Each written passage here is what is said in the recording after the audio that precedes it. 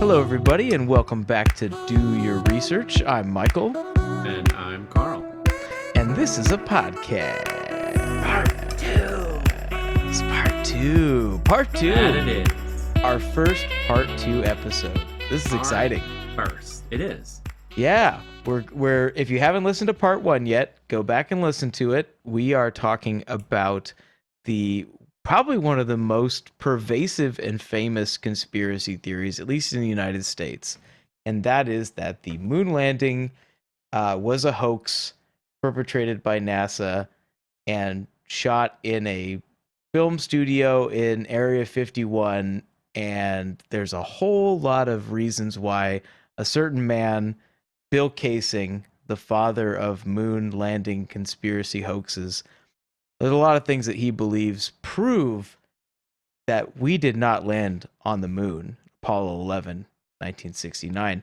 Or ever after it. Or ever after that. In our previous episode, Carl very, very intelligently ripped Bill Casing's arguments just completely apart, reduced them down to their component atoms, and basically turned it to plasma. So, like water on the volcanic glass that happens on Earth but not in moon rocks. If you want to get that reference, go back and listen to part 1. There. Yeah. But now we're on part 2. And in part 2, we're going to learn a little bit more about our friend Bill Casing and maybe a little bit more about our good friend Nardwar, who we have come to know and love in this discussion. I think by the end of this, you are going to just fall completely under his spell the same way that I did. When I first heard this interview, I thought, who is this geeky, ganky, lanky looking motherfucker? Sounds like the hugest nerd in all of history. And I mean, I just want to talk about like how impressed I am with who this dude is. Like, we could talk about it more offline, but like some of the interviews, I've ended up watching some of them, and I'm like, I totally get what this dude's thing is. And for him, and even this one, it was many years ago, and yeah, it's still, he clearly prepared very well. He was prepared to tell Mr. Casing what NASA's response to all of these various things were. Mm-hmm. And like that alone, I mean, he really was ready. Yeah, he really was. And it was, I mean, I don't know how much of it was like he knew this stuff already because he was a huge nerd, or he studied up for this interview, but there's a lot of evidence that he does a lot of research for his interviews. Like, go back, like, there's some notable examples from when he interviewed Skrillex, the dubstep artist. Yeah. And even back from when he interviewed fucking Snoop Dogg, had like a whole bunch of really, like, he had a lot of really obscure questions about his past. The dude really is a fascinating character. And so to get to see him in this element on a radio show in 1996, talking to the father of the moon landing conspiracies. Yeah. It's a good find. It's a great find. And just get ready. Get strapped in for where this is going to go, because if you thought there were coherent arguments in the first half. Wait, yeah. They get less coherent than part 1? Well, more difficult to engage with? A little bit more sinister. Yeah. Ooh. Ooh. So let's go ahead and have our friends kick it off here. If the moon landings were faked, why did they continue faking the Apollo flights? Like in the movie Apollo 13, it points out that nobody really cared about, the space program at that point. America had made it to the moon. Why continue faking moon landings if they'd already made it to the moon? Well, the plan was to have something like 8 or 10 Apollo flights to the moon, and they had been given the money to build all the vehicles to do it, and they felt obligated to carry on with the simulation. But remember this: by the end of Apollo 12, people in America and possibly elsewhere were completely bored with the project. So what they thought they would do and did was they would create a cliffhanger. And Apollo 13, which didn't happen at all, despite the movie, was simply a simulation inside of a simulation to get people's interest back into the space program. Go, dog. I put a simulation in your simulation. Did I mention the arguments are going to get a little bit less coherent from here on out, Carl? Yeah, I don't even know how you'd counterpoint that because it's fake. It just is fake. I mean, I would note he believes in this like shadowy cabal that's willing to bilk all of this money as much as they can, right? Maybe, or just to pretend to do it. I'm not really sure. He hasn't ascribed much motivation yet. Well, But presumably it's somewhat sinister and bad because he mentioned killing over it. Why would these people feel an obligation to continue the simulation longer than they had to? That makes, even in this universe, in this like Bill Casing conspiracy universe, that to me is that, I know it's a small thing, but it just doesn't make sense as a motivator for the people behind a conspiracy as he portrays it. It's like, we got all this money, guys. We got to do it. We're obligated. We were originally planning to. We said we'd do more. Since we built all this stuff, I mean, God, we just have to do it. I mean, we told Bill's kid we'd use his script for that last one. We've got to at least get to that one. Well, we might have some questions about... I have to say this about Nardwuar. As goofy as he sounds, he asks great questions. Oh, yeah. And he asks them in the goofiest way because he sounds super goofy. But the guy's no dummy. The guy is... Let's let him ask Bill Casing a very, very important point that I think even we have maybe kind of alluded to, but a little bit glossed over so far. Well, why do they keep faking the, Apollo flights? I still don't understand. Like, didn't the Soviet Union know it was faked? Why did they keep shut up if they knew it was faked? Well, because a lot of people would think they kept the moon race going to prove the United States was better than the Soviet Union. But if the Soviet Union knew, why did they let the United States get away with this?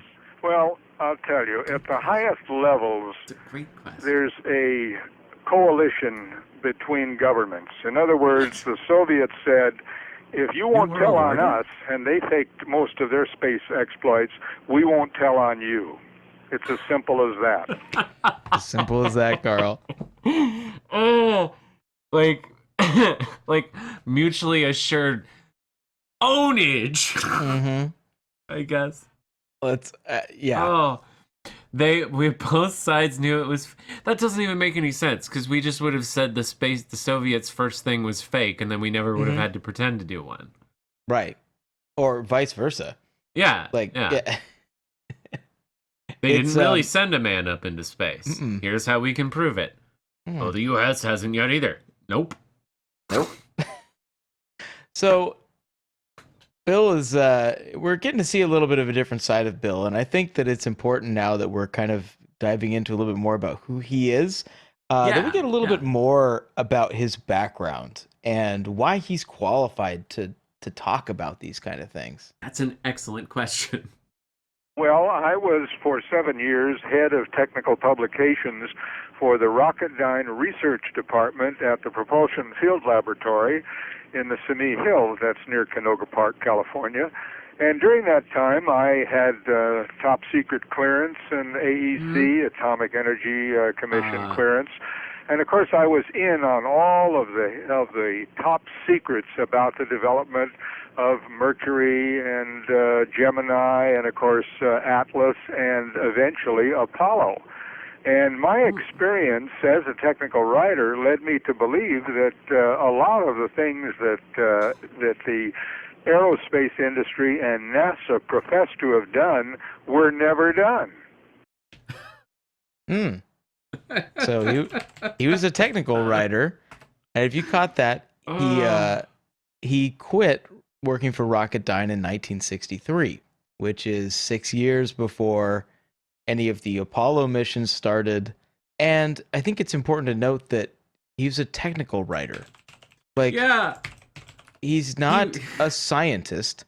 He's not doing experiments. I mean, that's a cool job for a technical writer to have. That's a freaking awesome job. Yeah. If your career is technical writer and you got to write the technical manuals for the space program, or for at least parts that were used in the space program, cool. Yeah, Rocketdyne built the F1 rockets that were in the first stage of the Saturn V rocket. Yeah, that's that 1.5 million, call back to last episode, That 1.5 million pound thrust is the Rocketdyne engine. Yep. That's each of them, too. Correct. But I would like to know, too, how getting top secret classification works. That's still need to know. He had the classification level so that he could write the documents. You don't get the classification level and then just get access to everything at that level as a technical writer. Right? Of course not. Okay, you have top secret clearance. Here's all the top secret files. Here's everything. We just store it all in one database, so you just keep clicking through those folders there, buddy. Yeah, Find all the schematics. Here's your key code. Just, you can see everything. No, it's just so that he can not be arrested for typing what he's working on. Which also, as a technical writer, it just means he's taking other people's work and mostly just writing down things they already wrote. I mean, it's a very important task. If any listener we have is a technical writer. Yeah. But that doesn't mean you're qualified to even design the rocket. Or much less understand the fine points as to how they function. Also, being a technical writer at Rocketdyne absolutely does not qualify you to talk about the Van Allen belt. Well, that was that Russian study that he saw in 1959. Yeah. Or spacesuit design, or photography. Yeah. I don't think Rocketdyne was focused on that so much in their technical documentation. Nope. Especially not if he claims to have worked on these specific rockets. We know he didn't because of when he quit, but taking the claim at face value, the technical writer for the rocket engines probably wouldn't be the same technical writer for everything. Right. They've been doing a bunch of work at once. They'd have different There's only 3 guys working at Rocketdyne. It's just like the engine guy, the money guy, and Bill Casing. So let's hear a little bit more about Bill's background, shall we? It's cool background. Let's get a bit of a timeline here, Bill Casing. Sure. Okay, you're working here with Rocketdyne. Rocketdyne, it's called, Rocketdyne. They're still based in Canoga Park, California. And you're working on the space program. I was working on the space program from 1957 to 1963. With probably a lot of ex-Nazis from the Galen organization, I bet. Oh, I met some of them. There was a lot of Nazis, including, of course, Wernher von Braun. And an interesting sidelight is after the Apollo project was over, he completely lost interest in space travel, retired, went to work for Grumman, and then he died of cancer. So, tragic news about Wernher von Braun. That was hard to hear in this episode. Yeah. The technical writer at Rocketdyne doesn't get to meet everybody. He gets to meet He's the acting Nazi scientists. They all hang out in the same engine room, like the same lunchroom. I mean, he might have met some Nazi scientists. I'm not willing to discount that the technical writer would have had, for the company that was designing the rocket engines, wouldn't have had the Nazi scientists who helped design the rocket engine come through. Yeah. For sure. He could have met him, but he wouldn't have had tons of deep conversations. Or it seems unlikely.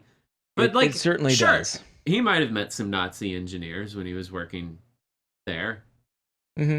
So let's talk a little bit about Bill Casing. I didn't specifically talk about this guy in episode 1 because I wanted to really get to focus on the crux of here are the points that people point to as the moon landing is fake, and those points come from Bill Casing's book, We Never Went to the Moon. So Bill Casing, born William Charles Casing on July 31st, 1922, is an American writer and scientist who claimed that the 6 Apollo moon landings between 1969 and December 1972 were hoaxes. We got that. We've established that well by this point. Yes.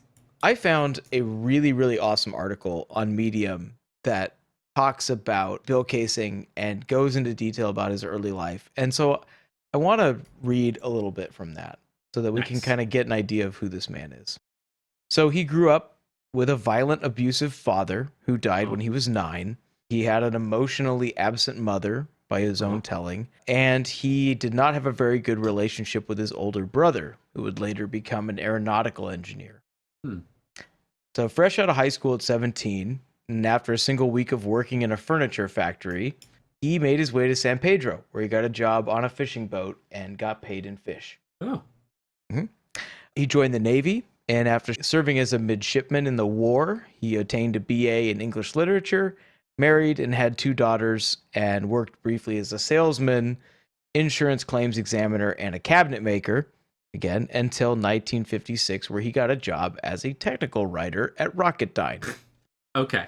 Yep. So I will say that now knowing his qualifications, I now feel a lot more safe in my earlier hypothesis that technical writer might not be qualified to talk about all these things.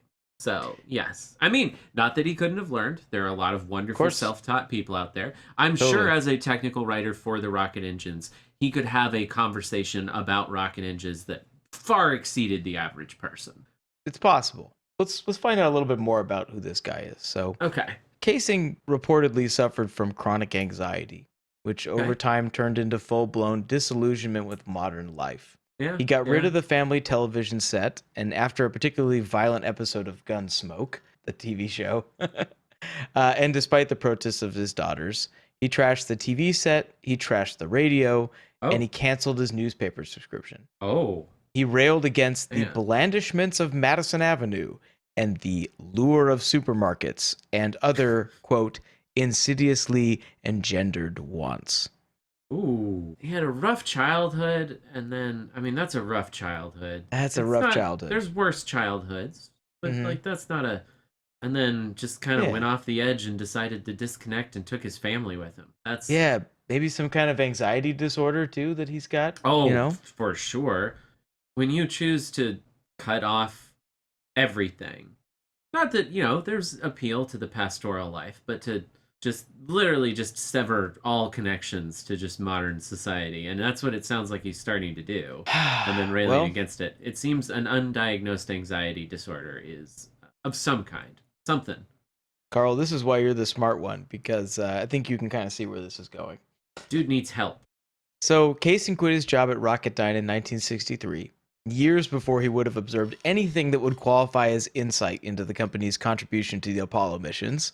Should add. Okay, yeah. He bought a trailer with bunk beds for the girls and embarked on a, quote, year-round vacation. Before long, he parted ways with his wife and family, too. Okay, well, I mean, that's rough. And again, there's a lot of people that do this legitimately in a very healthy way. They just like traveling around, and that's fine. This does not sound like the healthy way, though. And then losing his family, and I mean, and it's I'm happy for them. They got out of that. I hope the kids were okay. Yeah. It's a shame this guy didn't get help. Yeah. Well, we'll see what kind of help he got. Reinforcement. He got reinforcement, it seems like. Yeah, unfortunately. Yeah. Yeah. So for the better part of the next decade, Casing had no fixed address. He foraged for food and picked up odd jobs, freelance writing, fruit picking, security, selling dentistry equipment by mail order. Yeah, he did a lot of different stuff. I mean, that doesn't sound super terrible. I like having a fixed address, though. So then in 1971... he persuaded Straight Arrow Press, which published Rolling Stone magazine, to put out his first book. The Ex-Urbanites Complete and Illustrated Easy Does It First Time Farmer's Guide. Okay. All right. Yeah. All right. So, he finished the manuscript in a month, dispensing wisdom on everything from acorns to yurts in his homespun writing style, with epigraphs quoting William Faulkner and the Old Testament, and photographs of hippie layabouts provided by the 1960s chronicling Rolling Stone photojournalist Robert Altman, somewhat famous for his photos from the 60s. Yeah. Woodstock and all that good stuff. Yeah. No, I mean, like, I don't know. I bet Bill's qualified to write that book. He'd lived with the way he'd lived, he could easily be qualified to write that book. Yeah, exactly. So Bill meets someone new during this time, his rambling time after his old family abandons him. Yeah. And they have a very rambling lifestyle. And Casing and his new wife and now co-writer, Ruth, often came into contact with other social outsiders and dropouts. Yeah. One of those people was named John Grant. Oh, And okay. I'm going to go ahead and play this next clip. Nardwar asks a very, very good question of Bill Casing. One that, like, I'm mad that he doesn't answer, spoiler alert. It's a great question to ask this man. And where Bill goes with this, I think, is going to shed a lot of light on where this episode is going. Okay. So you're working at the rocket place, working for the space program. You eventually leave the space program.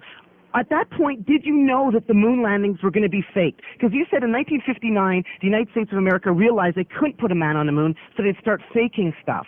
Why didn't you spill the beans right then? Well, I don't know. What motivated me to spill the beans was a young man from Vietnam Wars by the name of John Grant. And he said that he was sent to Vietnam to kill people with no good reason. He also got a heroin habit. And he says, Bill, what I want you to do is to blow the whistle on this rotten, corrupt government. And he says, why don't you say something outrageous like we never went to the moon? So I attribute my interest in this project to John Grant. Okay. Yeah. All right. Yeah. There's a timeline issue there. Uh-huh. That is interesting. Talk to me. So in the late 50s, what was his years at Rocketdyne? He was 1957 to 1963, I think it was. Okay. So 1963, that's when he knows this because of his time there. Right. In 1963. And presumably as early as 1959. Yes. He knew this. But then he had to investigate this and learn about it and get into it because of a man he met after he dropped out, traveled. What year did he meet John Grant, roughly? He was bouncing around for what, like 10 years? This was after the 1970s. This was probably close to 1975, 1974. So 10 to 15 years later. Right. Is when he has to start looking into it. That's extraordinarily problematic. Yeah. So basically a homeless heroin addict says, I hate the government. You hate the government. You're a writer. Say that we you faked published the a moon book. landing. You should say something crazy about the government, like they faked the moon landing. And then he just worked on that. You just listened to that man say those words. Yeah, he just said it. Like the timeline doesn't work out. He said it was a fiction, and he didn't answer the question of why he decided. Well, he did answer the question of why he decided to come forward. It's because he made up a story after he met a guy in the mid-70s. But not a question of why he didn't come forward sooner. Yeah. If he knew this in 1959, which... Well, but I think in his verbiage, what he said was, that's when I started looking into it. What looking into it is there if you know this because you worked at Rocketdyne in the 50s and early 60s? Yeah. Are you just remembering a technical document you read? Or did you just know this back then, but you were like, oh, well, maybe I should do something about that? And if you knew it back then that you wouldn't describe that as getting into it and looking into it because this guy told you about it in the mid-70s. The only way that sentence makes sense is if he's telling you, like, that phrasing he used only makes sense as the statement, then I made up this story. Yeah. That's it. Exactly.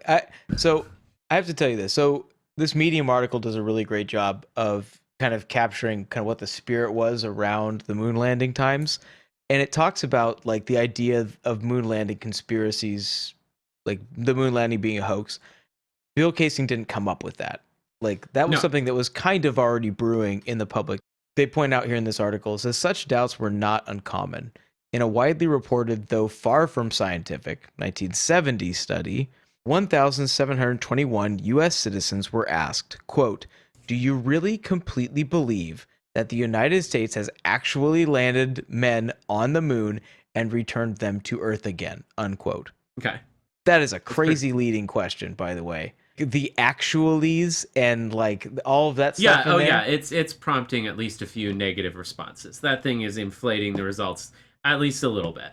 I like that they say far from scientific because like I could rip that sentence apart. That is not a good survey question. No. But despite my objections to something that happened, 16 years before I was born, in one community in Washington, D.C., as many as 54% of residents did not, quote, really completely believe. Okay, super leading question, leaves space for even when someone to say, "Yeah, man, I can hardly believe we pulled it off," and that Yeah. to not count. But that 54% is still way higher than I expected, even accounting for that. I was gonna be like, I don't know, 25 would 54%. be embarrassing. And maybe Washington, D.C. is an outlier when it comes to moon landing hoax conspiracy beliefs. But I mean, I don't know enough about the local politics of Washington, D.C. at the time. yeah, Based on now, that wouldn't make sense. yeah, exactly. So Bill Casing, when tasked by his heroin addict homeless friend to talk about the moon landing, Something that the government faked. And then they decided it should be the moon landing. I don't know what kind of state they were in when that guy said that, but he's a heroin addict, so he's probably having a good time. It seems unlikely that he was not on heroin, given heroin addicts. And man, that we didn't take care of. These are two people that society let down. That we let down, and now we're paying for it. Here we are. Yeah. We're gonna pay a lot more for it here in a little bit, but so Casing reportedly was reluctant at first to write a book about the moon landing being fake. He had intended his next project to be Eat Well on $1 a Day, a how-to guide packed with nutritional advice, money-saving hints, and wholesome recipes from around the world, including an entire chapter devoted to the excellence of the humble potato. Oh, wow. But in 1974, the same month as Richard Nixon's forced resignation in the wake of the Watergate scandal, and with the Vietnam War still raging, Casing signed a contract with Price, Stern, and Sloan in LA to publish and write a book of fiction called We Never Went to the Moon. Oh, okay. Initially, the book was meant to be a hoax. We agreed, quote unquote, he told an underground newspaper in Los Angeles, Free Press, that it would be a spoof, a satire. Okay. So in that same 1975 article, Casing noted that he'd been inspired by Stanley Kubrick's 1964 Cold War black comedy, Dr. Strangelove, great movie, Yeah. and the report from Iron Mountain, a cunning forgery of a suppressed government document published in 1967. Okay, so it's a document, it's not a movie. Okay. In the book itself, he also cited the influence of, quote, Executive Action, a widely derided 1973 conspiracy thriller that fictionalized the assassination of John F. Kennedy and was so controversial that it was pulled from theaters. Wow. Wow. So conspiracy theorists have been just pulling from literal fictional movies forever. Forever. Yeah. Forever. So you might be asking yourself at this point, as for the actual Apollo 11 broadcasts in 1969, what did he think about that? He was there. You know, he was alive at the time. Everyone watched it. Everyone that was alive knows where they were and what they were doing when the moon landing happened. Unless he was still anti-TV and living out in the woods. Well, Casing proudly claimed that he hadn't even bothered to watch those or paid much attention to the news stories about them. Okay. Just didn't give a shit. Wow. The guy who already knew that, hey, they're faking all this stuff. I knew all about this in 1959. I don't really care, though. I don't really care. Yeah. Didn't even bother to watch and didn't really care. Bill says, playing the devil's advocate, I began to question every step of the various moon flights. Bill.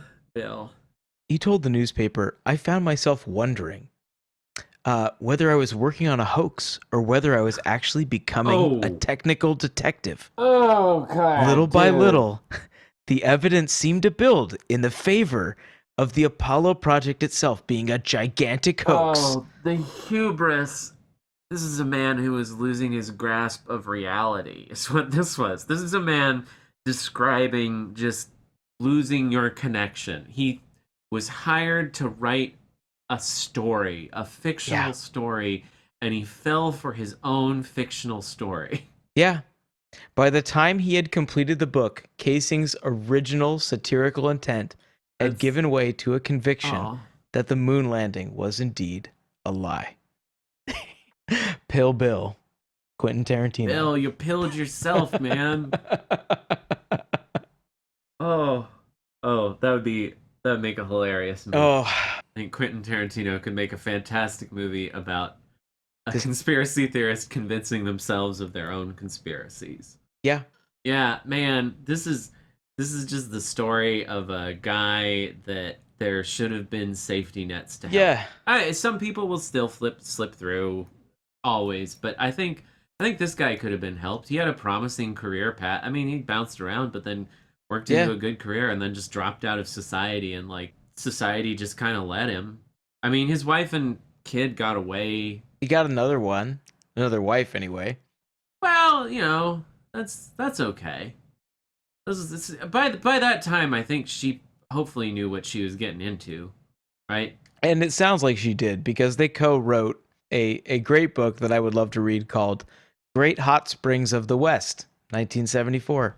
Okay, yeah. So, yeah, I mean, she met him when he was already traveling everywhere and everything like that. And, okay, again, there are people that actively choose that lifestyle and are very happy doing it, and he may have been one of them. But, like, given the other parts of this story and the talking about, like, potential anxiety disorders, this to me just doesn't feel like the people that just decide they don't want to work the office 9 to 5 and make up the nice camper van and go on a journey. Yeah, it seems like there's something else going on up there. So you understand, I think, a little bit more now who Bill is than you did when we started this episode. Yeah, I kind of feel bad for some of the times I dunked on him now. Well, you know what? Don't feel too bad, Carl, because, well, let's go ahead and dive back into this interview. Okay. Let's join our good friend Nardwar talking with Bill Casing, 1996. Well, Bill Casing, what I don't understand is if NASA realized they couldn't put a man on the moon in 1959, what about those astronauts that died in 1967 on the launch pad? Did NASA know that those guys were going to die on the launch pad? Were they sacrificed to make the space program more realistic? I would say you're pretty close to that. Okay. So we're getting some inclinations here, and Nardwar asking fantastic questions. Yeah, no. This props on at 29 years old and just going in with this guy and just straight to the heart of the matter on a lot of stuff. And he doesn't pull punches. We're going to have some great Nardwar moments coming up here. I can't wait to get to them. So let's let Bill elaborate a little bit more. My theory about Gus Grissom was that he was about to blow the whistle on the entire project and that he was murdered.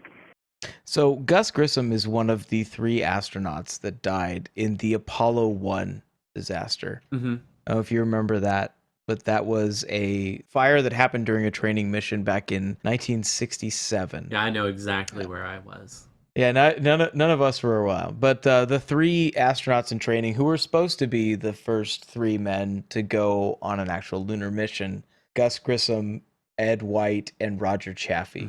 All 3 of them perished in a horrible and very preventable accident that resulted in a lot of changes and safety protocols being updated at NASA to prevent anything like that from ever happening again. It really was tragic. These guys were all heroes. Yeah, if you've ever met an astronaut, which I've had the pleasure of meeting one and shaking his hand, like, it's fucking cool. They have cool lives. They are cool people. Yeah. We don't just pick Joe Schmo to be an astronaut. They have advanced degrees. They have incredible life experience. They have incredible view on life.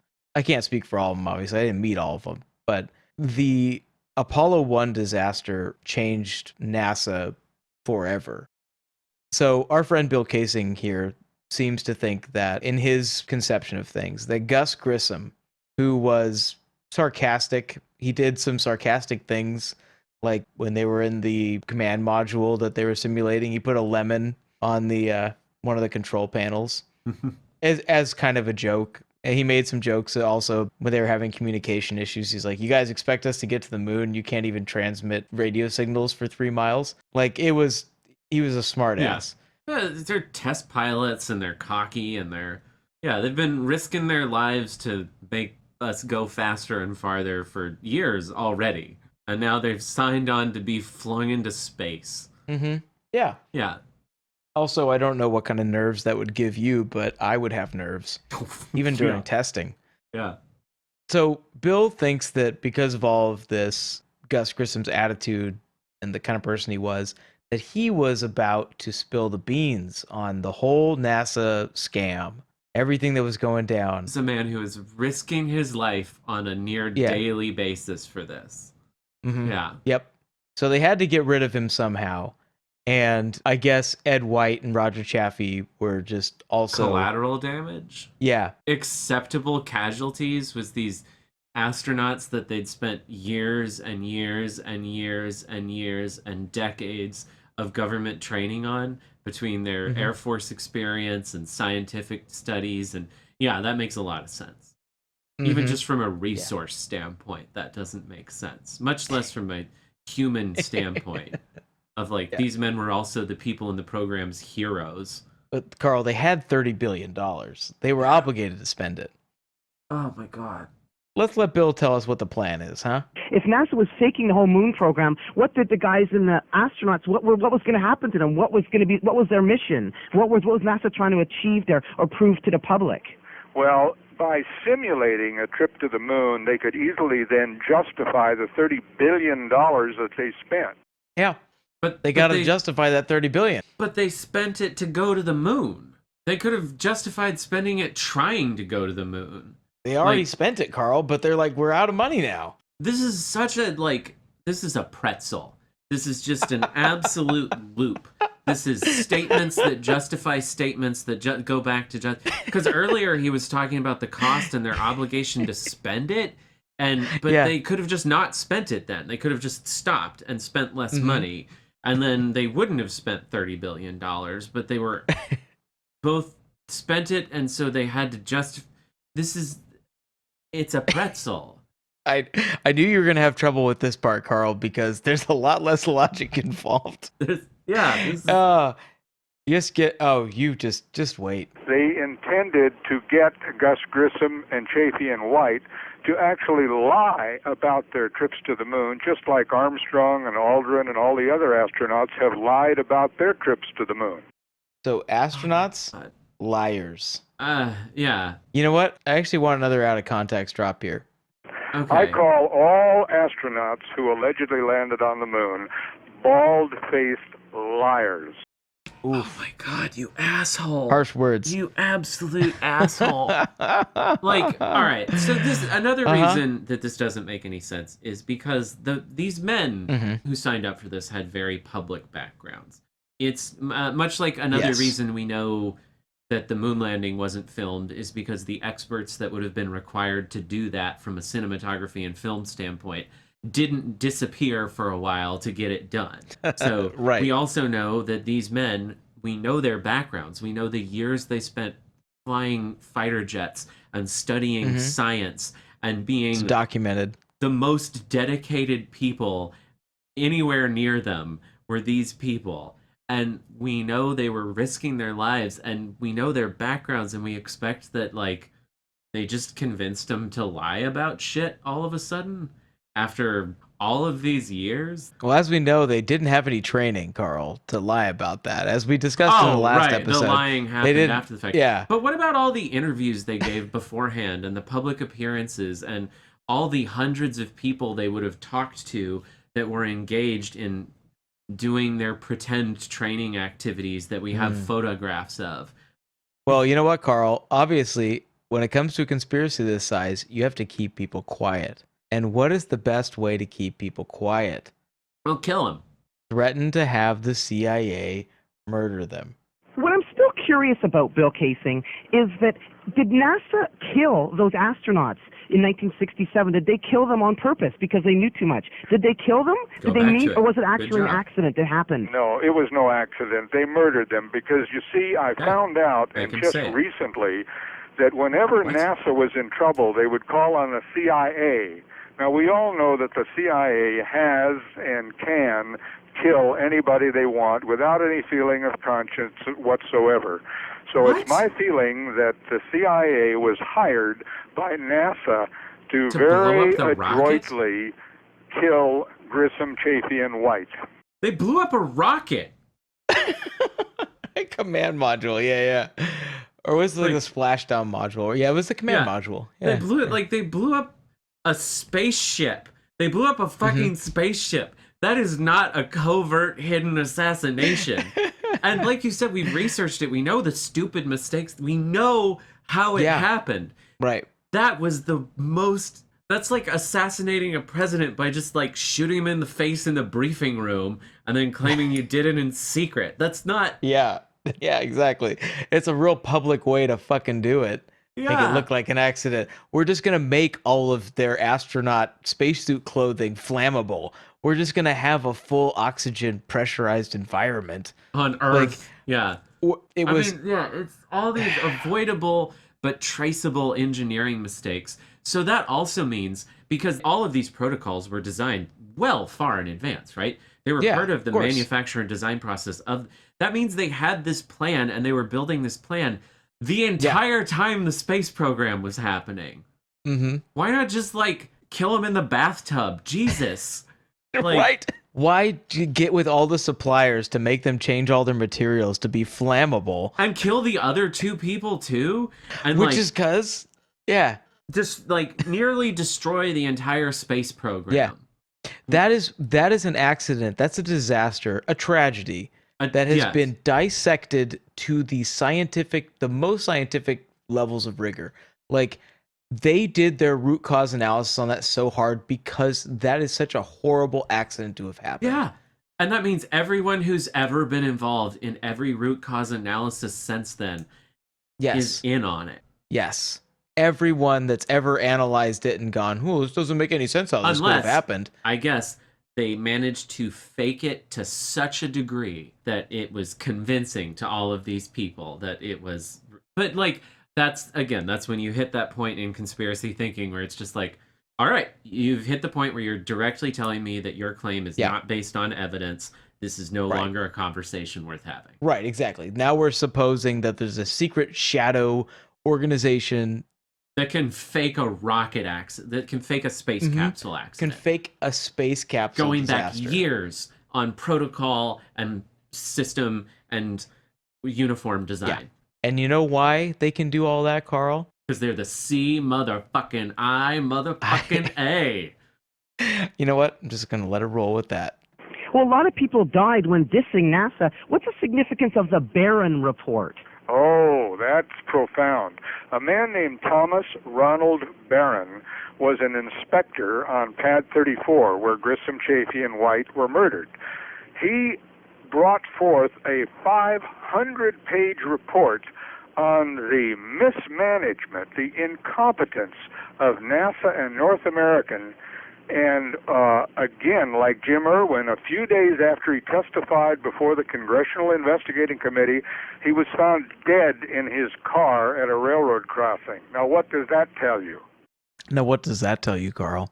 I mean, but we still have his report. So this dude, essentially what he did was he wrote a report. Like, he was critical of NASA because they fucked up. Because they didn't have processes in place to ensure the astronaut safety. They made the uniforms out of flammable equipment, filled the cab with oxygen, and were using electronics in the late 1960s.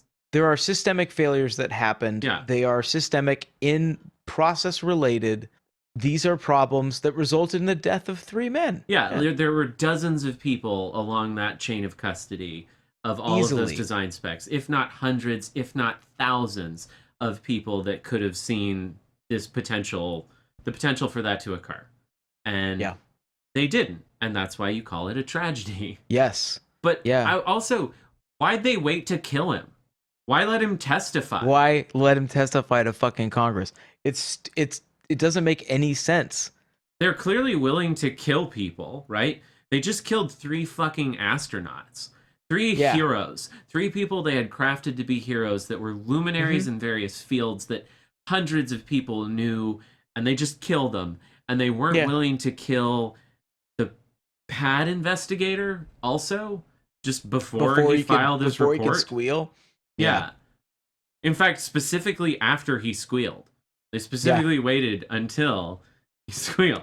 Maybe they're hoping, like, right up to the end, they're like, maybe he won't do it. Maybe he'll be a bro. Maybe he'll just bro with us. Take your testimony back, man. You gotta take it back. Go back and tell him you lied on the report. There's no going back to Congress, man. We're gonna I have to can't put you in bring a hole. myself to kill your family, even though I'm a professional family killer from the CIA who specifically doesn't feel remorse. And no empathy. Yeah. Yeah. That's so stupid. Oh, this is your last chance. Buddy, just wait. Just wait. We haven't even started getting going yet. Oh We my haven't God. even gotten going yet. We're getting on the runway. We're speeding up a little bit. In this next clip, I think really, and I titled this, I think, very appropriately. So my titles start getting a little bit crazier as I'm going and putting out these clips because we're getting into the last part of this episode and shit starts getting way crazier than I ever expected it was going to get. And I just titled this one, Bill Lets the Mask Slide a Little Bit. No, NASA and the CIA and the whole U.S. government is a rotten and corrupt organization designed just to get all the tax money they can out of people, to manipulate their minds, to keep them amused with sporting events and silly TV sitcoms. We, unfortunately, in the United States are pretty well brainwashed to believing whatever the government says. And they have control, as you well know, of the media. Okay. All right. Okay. Yeah. Government controls sitcoms. He absolutely isn't just saying that modern society has melted our brains and our ability to think critically, which is a point of discussion we could have. Absolutely. He is claiming that the government controls sitcoms and sporting events. Yep. The government controls the media, Carl. Not just the news media. Not just like Fox News as a propaganda network. Not just like Clinton News Network. All of the media. Road Rules on MTV. Was Road Rules going on in 1996? I think that's a question we need to answer is what is the dumbest show from 1996? Shows from the 90s. All right. Look at this. It's a thing that some people have asked. Double Dare. Double Dare, obviously, government psyops to prepare children. Syphil and Ollie. It's predictive programming. We're all going to be sock puppets in the year 2021. Oh it's my coming. God. Jesus Christ, the Ben Stiller show? A 1990s Ben Stiller show on MTV? Get out of here. Real World started in 1992. All right. Clarissa Explains It All is obviously the government telling us how to explain things so that we lose our ability to critically think and understand that the moon landing wasn't real. How Clarissa destroyed us all. Oh. All right. So, Carl, Bill's getting a little bit out of the box here for us.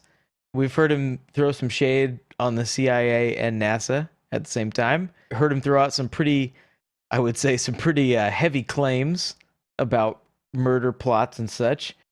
Also, Nickelodeon Guts was a great TV show from the 90s. They climbed that aggro crag. The moon set was made out of the aggro crag. But I'll tell you somebody who didn't climb that aggro crag to the top, and that was the astronauts on the Challenger. Oh, no, that's not. Too soon. I made that reference bad. Yeah. Ugh. All right, hold on. Wait, go quick to the interview. Well, how much space stuff since 1959 has been real? Like, what space stuff is real today? Did the Challenger blow up? Did NASA know it would blow up? Yeah, and you know why it blew up? Because Krista McAuliffe, the only civilian and only woman aboard, refused to go along with the lie that you couldn't see stars in space. So they blew her up along with 6 other people to keep that lie under wraps. I claim that Krista McAuliffe was murdered. What? The fuck? What? Hold up. Hold the fuck on. Okay.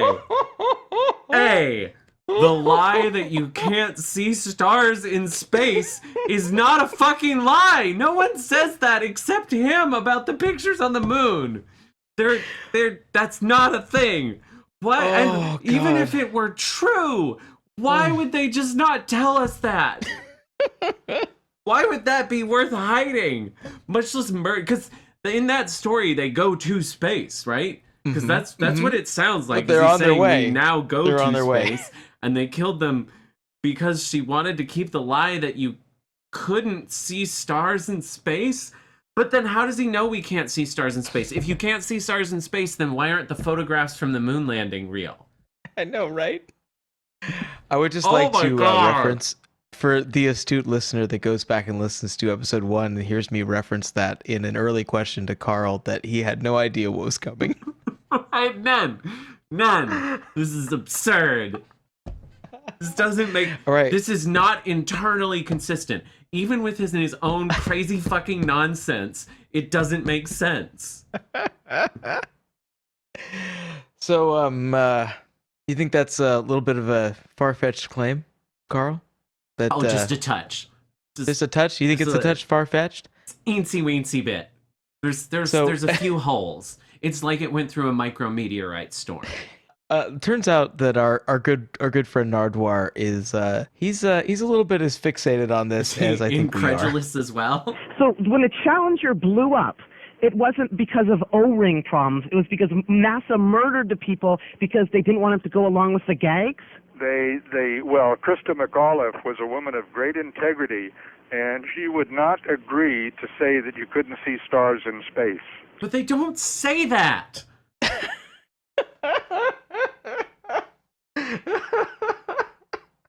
Why would you kill someone for refusing to say that? They don't say it. No one says that. No one says that. Bill, what the fuck, man? You're accusing them of murdering 7 heroes, 7 just amazing people, because one of them wouldn't say a thing that no one says. When, again, why not just kill her in her car? Like they did with Barron. Why not, like, have her slip and fall in the shower? Yeah. Why kill all of them and blow up the fucking space shuttle? on live TV. On television!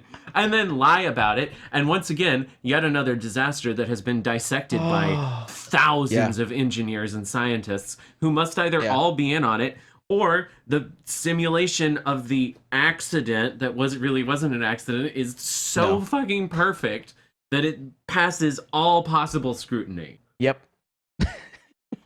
Or you could just like mugged her and killed her. Why not just mug her and kill her? These are the same people who killed Seth Rich. Why didn't they just take his wallet? Oh, Jesus. Man. They can pull off a fake space shuttle explosion, but they can't pull off a fake mugging? I know.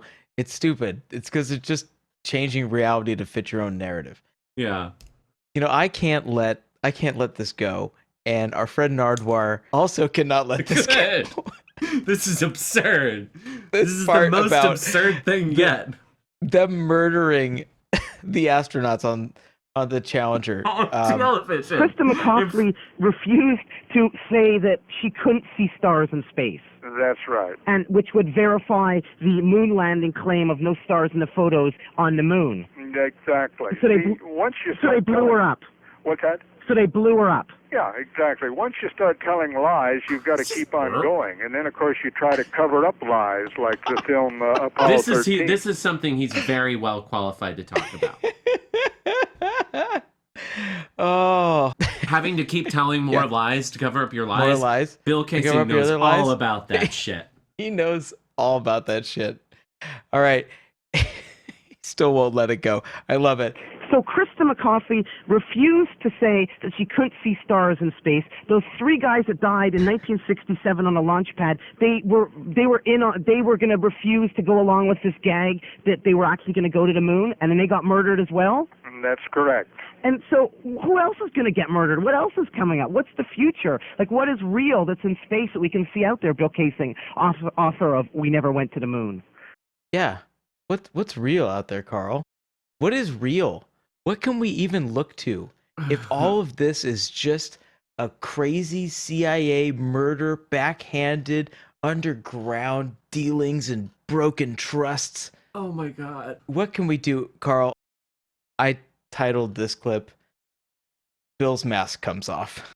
Oh no. Well, I would say this, that the number of people that believe my version of Apollo are increasing in great numbers. I had a fellow come up from L.A. He borrowed all of my papers, materials, video, and film and so forth, went back and did an hour and a half tape on We Never Went to the Moon. The book is being translated into German and Italian in Europe. I've had inquiries from Australia, from Hawaii, from essentially all over the world, and all of them are highly supportive and have given me a lot of brand new information which I never knew before. So my feeling is that within a short time the Apollo hoax will be exposed, and after that will open Pandora's box. After that, the U.S. government is going to be hard-pressed to keep the lies about the Federal Reserve Bank, about the IRS being the Gestapo of America, about the fact that all silver was taken out of circulation in 1963, the fact that Canada does not import our meat because it's so full of rotten chemicals. I'm sure you knew that. The Canadians are pretty smart because they don't import American meat. So you see, in this country, we're at the short end of things because of the corruption of the government. All right. Who was the Gestapo? I was laughing. I didn't hear who the Gestapo was. Was it the Federal Reserve? The IRS is the Gestapo. The IRS is the Gestapo. The IRS is the Gestapo. The IRS in 1996 is the Gestapo. Yeah, he brings up the IRS as I was listening to this, and I heard him mention the IRS a couple times, and I was like, he's mentioning the IRS a lot. He's a sovereign. He's a Federal Reserve guy. He's a no silver, no gold guy. Oh, he's okay. And then the other stuff too. Wow. Yeah, how we got off the IRS gold is standard. The Gestapo, off the gold standard. Silver pulled out of circulation. What was the last bit? Here, let's listen to that part again. Okay. Meat, because it's so full of rotten chemicals. I'm sure you knew that. The Canadians are pretty smart because they don't import American meat. So you see, in this country, we're at the short end of things because of the corruption of the government. So close. It's close. It's real close. He's got a point with the food products, and maybe not meat to Canada. I'm not well versed enough in that, but we absolutely allow things in our food that a lot of other places don't. And it might be wise if we protected ourselves better from that. And there are a lot of ways that we, the American people, get the short end of the stick. It's just one of them isn't the silver's not out of circulation. The IRS isn't the Gestapo. Taxation isn't theft. And it's okay that we moved away from the gold standard. You need to understand modern monetary theory, man. You're just not grasping economies because they're not like you having money. Just because this is why we're doing this freaking podcast. Like, this is, you do your research. You don't do your research to get to this point and stop. Yeah. You don't get to this point and then go, oh, well, I don't need to look into this any further because I already know it's just government corruption, which is what I already believe anyway. We go that extra step and go, okay, if that were true, here is what would need to happen. Here's what the world would need to look like. Or here is how, in reality, this has no bearing whatsoever. Yeah. Like, well, and then too, he did that one thing where all these people are sending me more information. It's like, who the fuck are these people? Like, you're just talking about these random people. You just listed random places and claimed random people have sent you random information that just reinforces your beliefs. But, like, who are they? How are they qualified? What is this information you supposedly have? It's going to make more sense here when we get to the end. I promise it will make a little more sense. Okay. You will have at least a better understanding of who these people are when we get to the end of this. I am also, I will say, my belief that this is not, hey, let's go live the pastoral, wandering, rambling lifestyle in a fun way, and rather, I have severe undiagnosed issues is being reinforced. So that was a lot to take in for you and me just now, right? Yeah. It was a lot for Nardwuar, too, I bet. Well, This is the beginning of my segment that's called Nardwuar, Amazing Journalist, because listen to how he responds to this shit.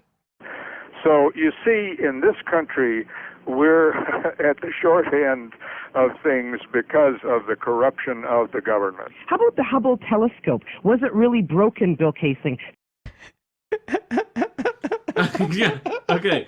So this man who just dives in on everything else, just let that one sail right on by. That's probably the right call. Probably the right What call. about the Hubble telescope? Let's get back on Casey? track. All right, let's get back on track. That was out there, Billy boy. Oh God! I don't know if I would have known how to respond to that in the moment. What Other than about just the like Hubble telescope? Seems like a pretty dumbfounded. good answer.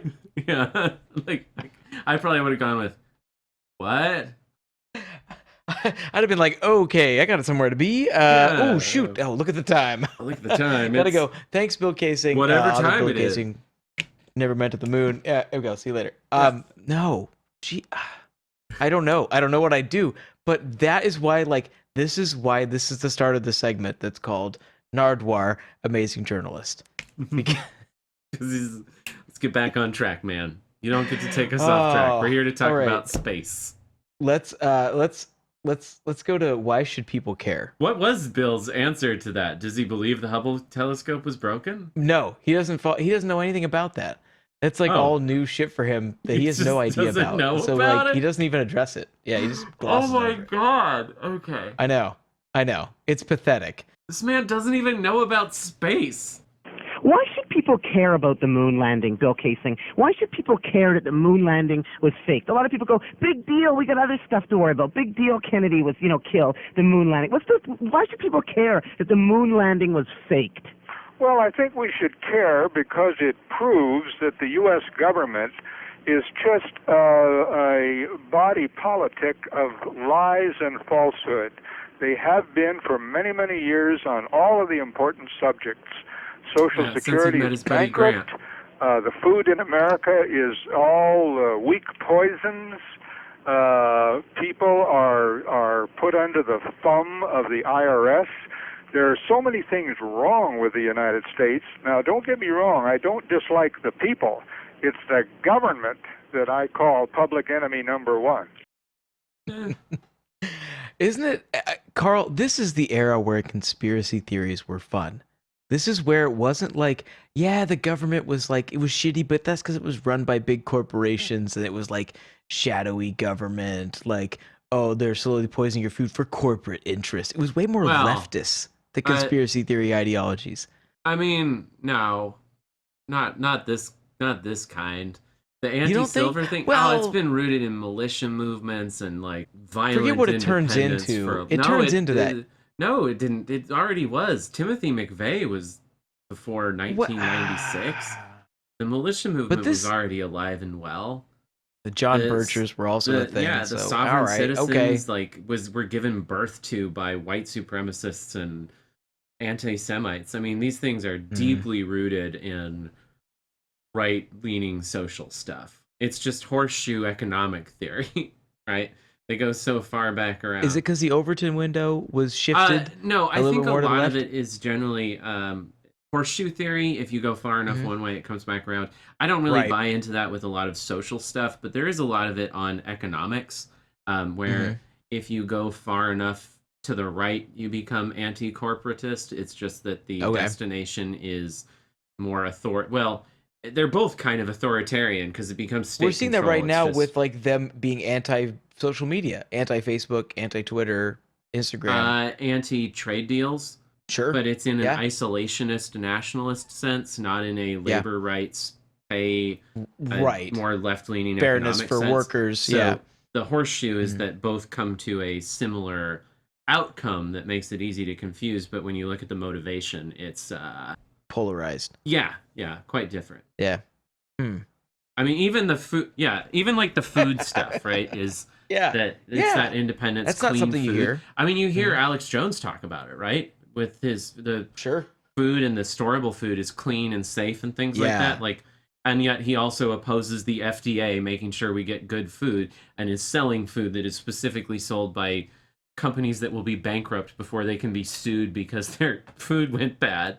I think it's more like they don't like the regulation anymore of the FDA because not to regulate food, but the supplements they sell. Like they don't want the FDA that's a big getting on that. motivator for Like, him. But like right-leaning anti-FDA is rooted in anti-government, anti-regulation. right. But remember, you go far enough right there, there's this idea that the informed consumer won't shop at the corporations that are taking the most advantage. The invisible it ignores hand, the economic reality that they'd buy everyone who didn't because costs would be higher. You know, it's so yeah, I think it's more horseshoe theory than Overton window at that point. Okay. It just feels like it's a different conspiracy theory from the 90s. Like it feels like more wholesome to me. It lacks feels some a of little the more religious motivation and like more evil pedophilia stuff that you hear from like QAnon. Yeah, this new version I'm not a big fan of. It's just gross. It's dark. Why do we need to be this dark for fantasy? But it still often lands in some sort of, I mean, we've heard him reference like some sort of like New World Order. Russia and all the governments are really together at the top. That's why I put that clip. That's why I put that clip early on. So I wanted to little pepper this throughout the first episode. Yeah, that's at least derived from globalists, which is, you know, conspiracy theorist for Jewish cabal. So like, I don't know. I'm still thinking it's from that end. I hear you. That was quite the diversion. We haven't even gotten to the peak yet, Carl. I mean, we're getting there. We're getting close. We're getting close. My headphones are already soaked with brain juice. All right, so we heard about why should people care about the moon landing. Honestly, I don't remember what this clip is about, but I just titled it, I fucking love Nardwuar. Okay. Bill Casing, there are some people who believed the moon landing was faked, and you believe the moon landing was fake, don't you? Oh, totally, 100%, and I always will. I'm going to work on it until the day I die. Because there's some people who believed the moon landing was faked because the U.S. government didn't want to disclose that they'd been on the moon since 1910. No.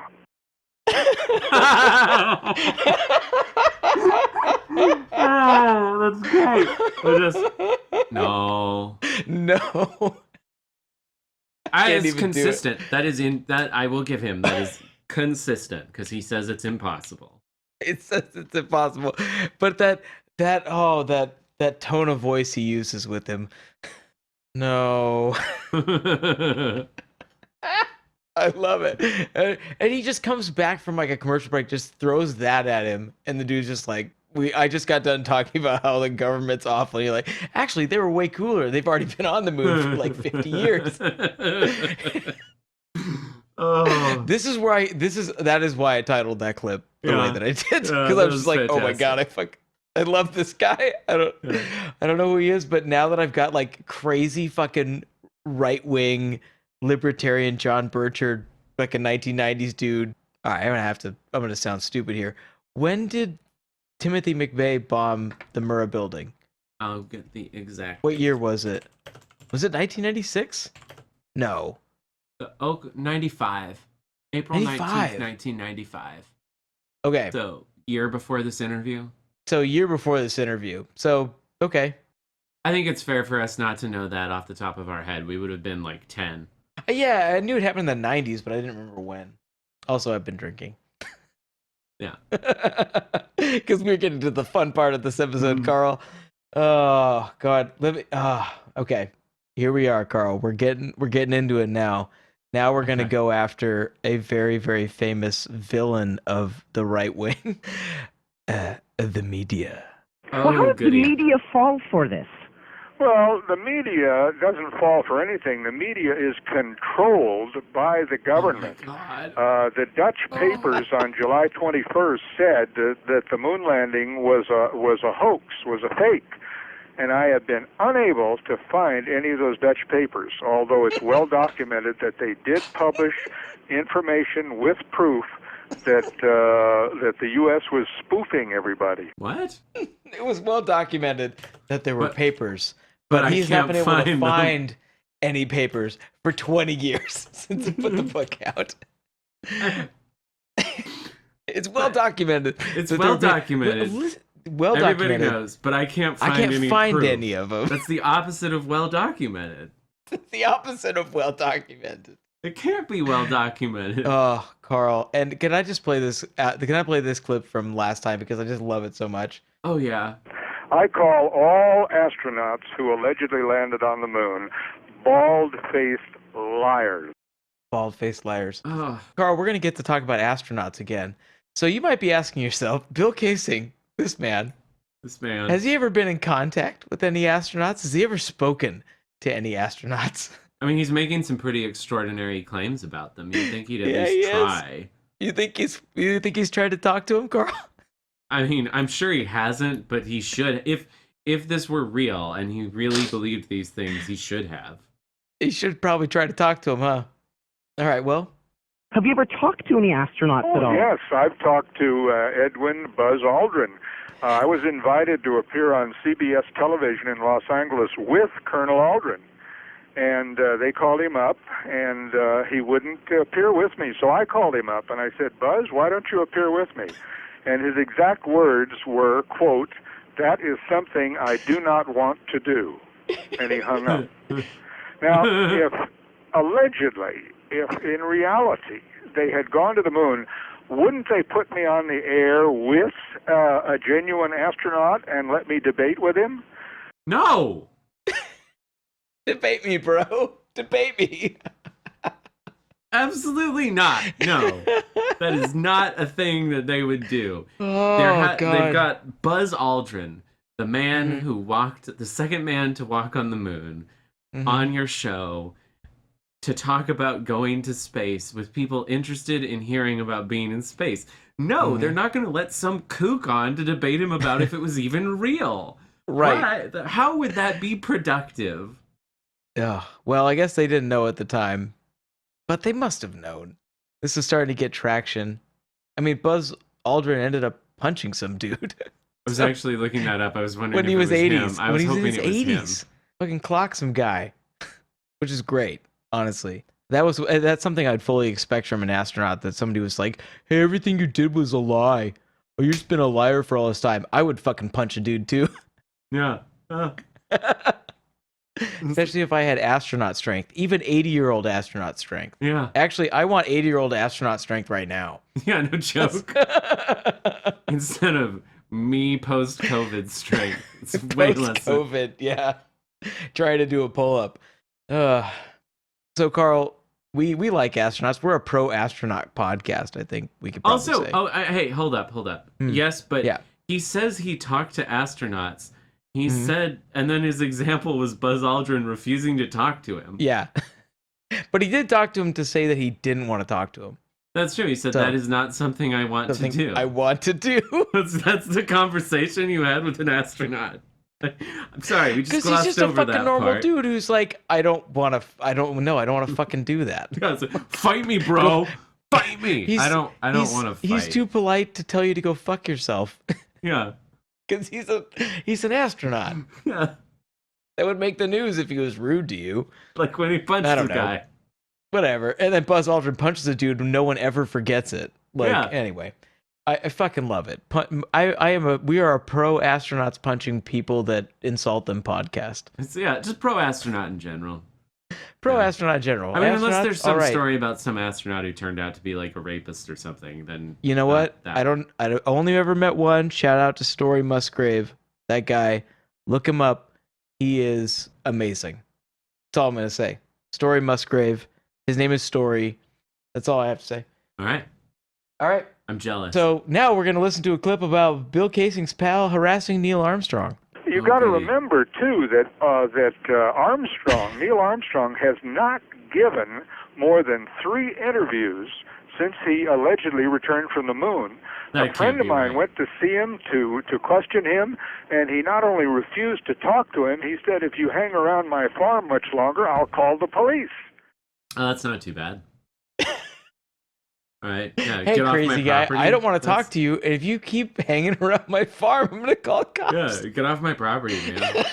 I thought he was going to say, and he said, if you don't get off my farm, I'll shoot you or something. No, he's just like, fucking dude, go away. Leave me alone. Leave me alone. I don't want to talk to you. I'm out of my farm. Just go away. Also, he's only done 3 interviews. That can't be true. They were on major press junkets. I mean, each one of them dealt with something different. Like Buzz Aldrin even had an emotional breakdown during an interview. So there was stuff that happened, but it was momentous. And I can't imagine I don't know, the stresses being the you'd be only under, human who's ever experienced something and then having to talk about it over and over and over and again. having it be such a personal moment, but such a professional, like work related moment, but Yeah. like combating the professionalism with the complete, I'm experiencing something that no human being of my species has ever experienced before. Yeah. Like, Or that's actually, in profound. being the first men ever will again. Yeah. I mean, like, that's, yeah. And, okay. All right. So true. Depending on when this took place, he very well may have only given 3 interviews at that point. But Who this knows? dude was harassing him at his farm. Dude went to his farm. All And right. all he did was tell him to leave. That's it. But you know what, Carl? What's most important here to remember is that what you hear in the media is all lies. The media is controlled. Yeah, well, we've already been over, too. All of it. Even sports games and sitcoms. And any type of talk show that might be famous right now or in the past or in the future from this point, especially famous talk shows, totally media controlled by the government. Did the National Enquirer also have stuff too? Well, I did send some of my material to one of their subsidiaries called Weekly World News, and they did a marvelous job of presenting my material. It was extremely accurate. So it has, I've been in newspapers. I've been on Oprah Winfrey Show and quite a number of other leading television shows. What did Oprah want from you? Well, she wanted me to talk about the moon book. I did that July 5th, 1981 in Baltimore, Maryland, on the leading NBC station there. Well, July 5th is my birthday. Oh, well, that's a good synchronicity. That's why I also titled this clip Nardwuar is 12. He's like, this is July 5th. He's like, oh, July 5th's my birthday. This guy just goes and saying like all media is controlled. Like I was on the Oprah Winfrey show talking about my moon he book. was on is controlled. Why was he on the Oprah Winfrey show if it's all controlled? Right, exactly. And I love so he sends his shit places, and the places that won't publish it are controlled, and the places that will publish it aren't controlled. And Weekly World News is a good paper. Isn't that like a grocery store tabloid? Yes. Isn't that one of those like Rat Boy and Dog Girl? Like, definitely Bad Boy. Definitely Bad Boy. Yeah. R.I.P. Rest in power. I mean, like, bro, come on, man. All right. Do you want to hear Bill talk shit about Neil Armstrong? Oh, I guess, yeah. All right, here we go. Now, here's the most famous man of the 20th century. Neil Armstrong allegedly set foot on the moon July 21st, 1969. Why won't he talk about it? Maybe he's just tired of talking about it. No, he couldn't be tired of talking about it because it's his duty and obligation to be a national hero. He did. It's his duty and obligation to be a national hero, Carl. He signed up for this. He can't be tired of talking about it. He has to talk about it for the rest of his life. He did. That sounds like the most 16-year-old girl answer to like a catty question. Like what the fuck is that answer? Like maybe he's and just Nardwuar, tired. amazing with the come in like throw a side fucking bar question at him and make him like not be able to respond to it and just be like, I'm gonna sound like a complete idiot. Yeah. It's just, maybe he's just tired. This as I continued down in this interview and things kept going lower and lower and lower, I started titling these even more crazy. These clips. So this one's titled Bill doxes Armstrong and Nardwuar is my hero. He took NASA's money. He was supported by the government for many, many years. And here he is in a position of, let's say, talking about Apollo in a very convincing way, but he won't talk at all. Now, he lives on a farm in Ohio near Columbus. Anybody can find his address and go see him. And I'll ask you, why don't you call him up and see if he'll answer some questions about no crater and no stars and so forth? I'd love to. Can you supply me with his number? Just immediately, like, why don't you call him up? He's like, I'd fucking love to call him. You have his number? Oh, no defensiveness. Like when every time Bill tries to turn around, like, well, why don't you call this guy up then? Why don't you call them up and ask him? Yeah. Like he completely deflects it. Like, it's amazing. Like, that whole, like, well, why don't you call him up and find out his number, right? Carl, I know you're diving into something, but follow along with me on this, right? I am sorry. I was trying to find Neil Armstrong's first interview schedule. Oh, we're past that. Neil Armstrong's a national hero. Fuck Bill Casing. Anything he says, I'm going to assume Neil Armstrong is the more accurate of the representation. Yeah, okay. So Ardwar's my hero. He responds to his baiting defensive questions with like, "Oh yes, please give me his telephone number. I would love to call him." I mean, hell yeah. And Bill has an interesting response to that. That also dates the shit out of this interview. Oh, I don't have his number, but it shouldn't be hard to get it from, well, right now they have a CD-ROM or a software program that has all of the telephone numbers in the United States.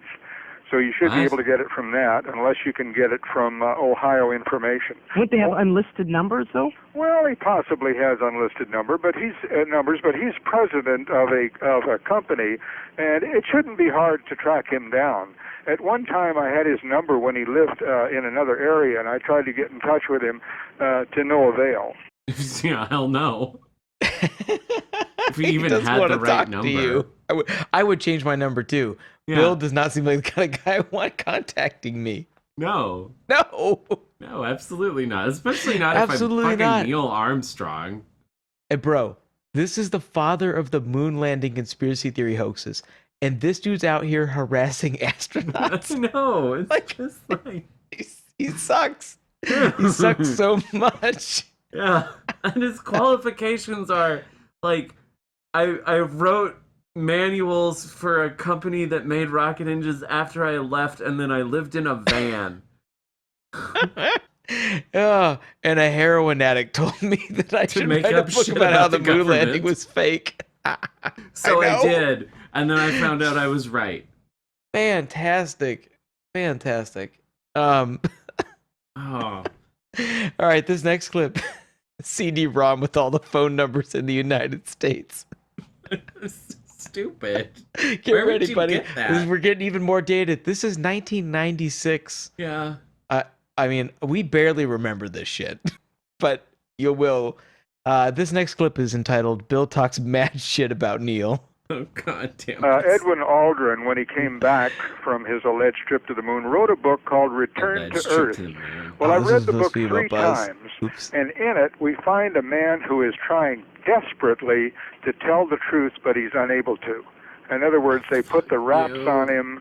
They've told him, don't ever talk about the moon as a fake.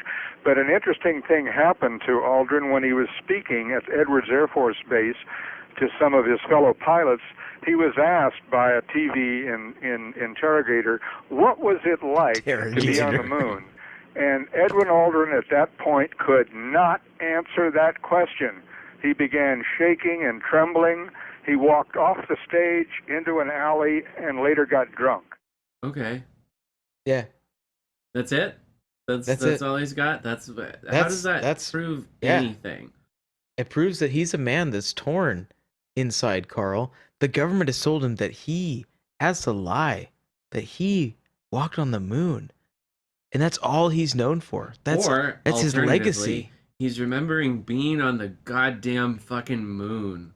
One of the first 3 people to ever leave the Earth and land on another stellar body. The first life form, one of the first 3 life forms to be on the surface of Luna. And that is a staggering thing to consider. Yeah.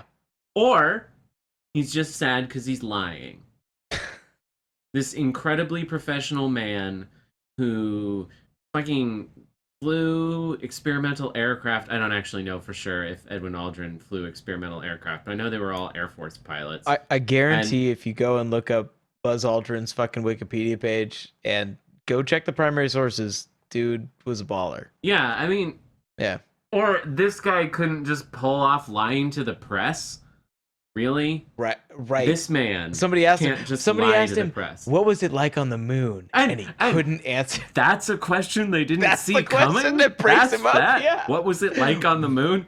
Who could have fucking thought that they'd ask the 3 astronauts who went to the moon I wasn't ready for this question. The moon? That's an answer they didn't have prepared? What the fuck? This thing I'm famous for. Oh, crap. I didn't think I'd ever have to talk about it. Wow. I didn't think anyone would ever ask me what it was like on the moon. Oh, God. Oh, man. I've never All thought right. about it before. Carl, you might be asking yourself at this point, Bill, is Bill, I mean, is he okay? Like, No, he's not okay. I'm not asking. He's talking a lot of no. he's talking a lot of shit about NASA, man. Like he's spilling a lot of beans. Like, is he safe? Like, is NASA gonna come and get him? Like, has he been threatened at all? Have you been threatened at all, Bill Casing? Oh, death threats and letters with skull and crossbones on them. I've been called a commie sympathizer, a traitor to the United States. Many things have happened to me. One time I was on KOME radio doing a 3-hour show, and halfway through the show, someone dropped napalm on the transmitter in the Gilroy Hills. They wanted to cut our story off, and police came. They offered us police protection, and the KOME was off the air for 3 days until they could fix $250,000 damage. Boy, Americans really care about the moon landing. Oh, Nardwire. Okay. Dude. Is this guy got timing or what? Like, yeah. Well, and I mean, that's my question, right? Like, okay, but like from the government, man. Like, God. I'm willing to believe that Bill Casing has received death threats. I'm absolutely willing to believe that. And little envelopes with skull and crossbones on them. Yeah, I love that. Like, because that's how the CIA sends their death threats. Like, I'm willing to believe that he's received death threats. I'm even willing to believe that this story about the transmitter occurred, and I'm willing to believe that he may have been the motivation for it, and them interviewing him about the moon landing being fake. I didn't look into that. Do you know if it's real? No, I don't. Okay. Like, but I mean, I'm willing to believe it's real. I'm also willing to believe he's totally fucking talking out of his ass. I'm like, it might be made up, it might be true. But if it is true, the government blew up spaceships. They can kill some dude who lives in a fucking van. Like, they can kill the guy in a van. They probably could. By the train tracks. Spaceships. They already did it once. Yeah, like. Oh man. All right, Carl. Oh. Here we go. We're getting close to it. So Nardwar, our friend, is trying to find a way out of this interview. Yeah. And he wants to know what's next. What's next? What comes next? What's happening now is that a lot of technical information is coming on stream. Also, I think you picked me up off internet. Yes, I did. Yeah, right. Well, see, my name is on internet, and my book's on internet. I'm now getting phone calls from many different people who believe in my contention that the Apollo was a hoax, and they have contributed a lot to the body of information that I have managed to acquire. It really has just been bad the whole time. Mm-hmm. The internet, that is. The internet. That's not new. It's been spreading conspiracies since the beginning. Since the very beginning. Oh. The internet is the surprise villain at the end of this. Yeah. I naively thought that was a more recent phenomenon. I didn't realize that started just from the halcyon days of the internet. This man wrote that book 20 years ago, Carl. By the time that this episode aired.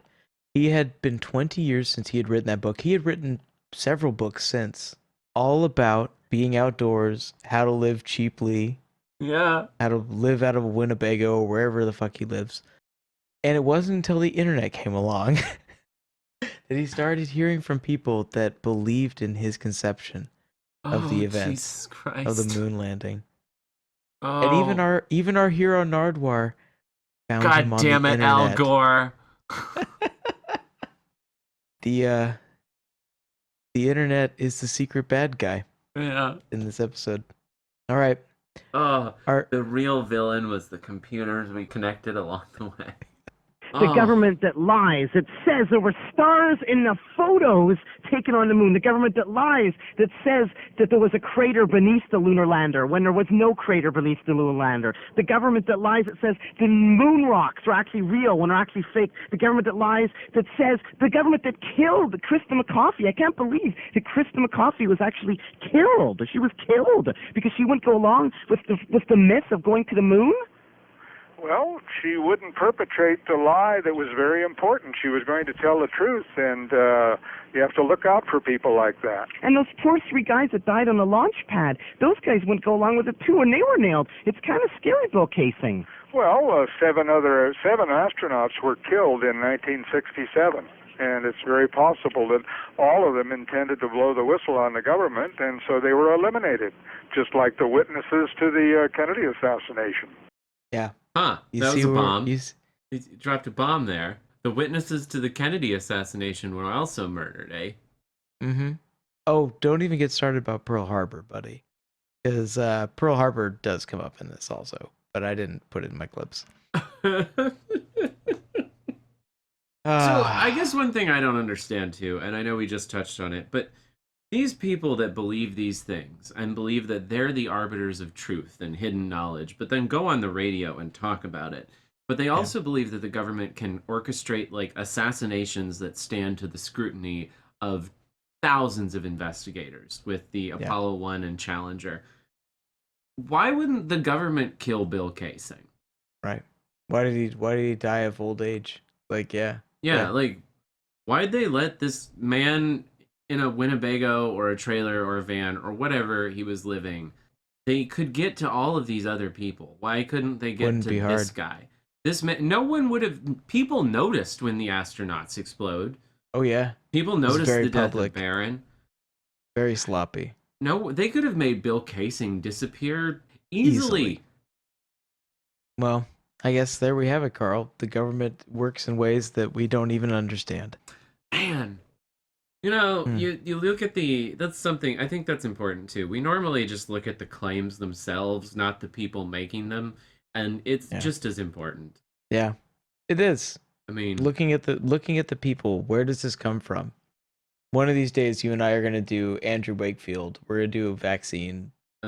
Yeah, we have to. No, we have to at some point. Yeah, I agree. Yeah, I want to know more about Andrew Wakefield. I want to dig into his little soulless heart and find out everything about his past. Anyway, but that's another episode. Yes. For this one, I think we should just let Nardwuar have some final words and some ridiculous nonsense to tie all of this together. So, Carl, before we let him go, do you have any final words? Not tonight. No, my brain it's soaked through my headphones and my shirt, and I've probably ruined my chair. You're going to have to wash that. It's disgusting. All right, neither do I. Take care of each other and go follow Nardwuar. Go find him on social media. Watch his interviews. And get vaccinated. I kind of love him now. So, Nardwuar, love you. Anything else you'd like to add to the people out there in Radioland of Vancouver, BC, Canada? Bill Casing, author of We Never Went to the Moon. Well, I will say this, whether you believe my story or not, go to the library in your spare time and take a look at some NASA books and study the photographs. Use your own intelligence to analyze them and see that they could not have been taken on the moon. That's the number one proof. All right, Bill, keep on rocking in the free world and doot-doodaloot-doo. What's that? Bill, doot-doodaloot-doo. Whatever. I'll take it easy. No, doot-doodaloot-doo. Doot-doot.